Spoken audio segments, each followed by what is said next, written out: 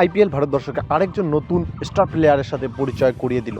কালকের ম্যাচে পাঞ্জাব ভার্সেস লখনৌর ম্যাচে সেই নতুন স্টারের জন্ম হলো। হ্যাঁ বন্ধুরা, কালকের ম্যাচে মায়াঙ্ক যাদব নামে একজন ছেলে 21 বছরের, সে কিনা 2024 আইপিএলের সব থেকে ফাস্টেস্ট বল করেছে এবং কালকেই ছিল তার আইপিএলের প্রথম ডেবিউ ম্যাচ। এর আগে তিনি কখনো আইপিএলের ম্যাচ খেলেনি, এমনকি দেশের জার্সিও গায়ে জড়াননি। সাধারণত এই ছেলে দিল্লির হয়ে রঞ্জি ট্রফিতে খেলে থাকে, কিন্তু এখনও পর্যন্ত দেশের জার্সিও তার গায়ে জড়ায়নি এবং কালকেই তার আইপিএলে প্রথম ডেবিউ ম্যাচ হলো। আর ডেবিউ ম্যাচটাই এত অসাধারণভাবে করলো ছেলেটা, যে কিনা ভারতের ভবিষ্যতে ফাস্ট বলারের জিম্মেদার সামলাবে। আইপিএল থেকে উঠে এসেছিল উমরান মালিক এবং তার আগে উঠেছিল বুমরা। 2024 সালে আইপিএল আরেকটা নতুন স্টার ফাস্ট বলার দিয়ে দিল ভারতবর্ষকে, মায়াঙ্ক যাদব। তাকে নিয়ে চর্চা শুরু হয়ে গেছে গোটা ভারতবর্ষ জুড়ে, এমনকি এখানে যে ধারাভাষ্যকাররা এসছে বিদেশ থেকে, সবাই তাকে নিয়ে চর্চা শুরু করছে, তাকে নিয়ে কথাবার্তা শুরু করে দিয়েছে।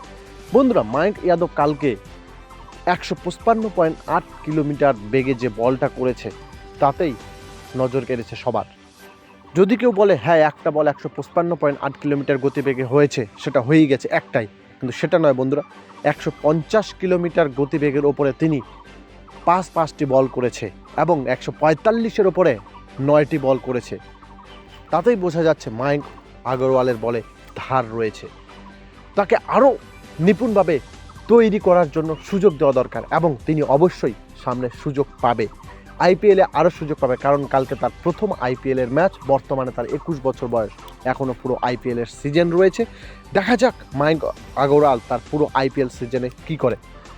কালকে শুধুমাত্র তার বলের গতিবেগই হয়নি, তিনি 27 রান দিয়ে তিনটা উইকেট পর্যন্ত তুলে নিয়েছে এবং সেই পাঞ্জাব কিংস যারা জিতা ম্যাচের দিকে দৌড়াচ্ছিল, সেই পাঞ্জাব কিংসকে কালকে হারিয়ে দিয়েছে এই মায়াঙ্ক যাদব।